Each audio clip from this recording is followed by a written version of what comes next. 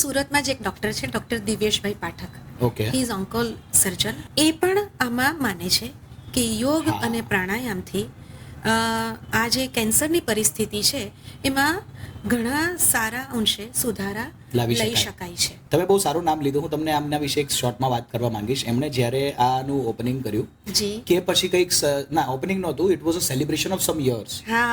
અને ત્યારે મેં એને હોસ્ટ કર્યું હતું. અચ્છા. તો અમે બંને મળ્યા, આની પર ચર્ચાઓ કરીને મેં એમની માનસિકતા સમજી.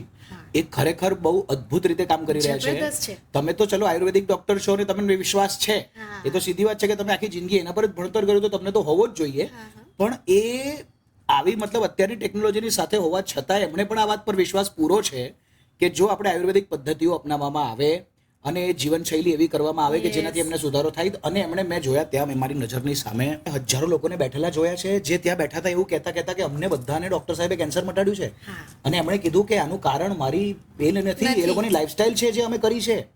મતલબ એ લોકોના લાઈફસ્ટાઈલના લીધે આનો ફરક પડવા માંડ્યો. યસ. આ લેવલ પર પણ ડોક્ટરો સુરતમાં કામ કરે છે. That is really એપ્રિશિએબલ.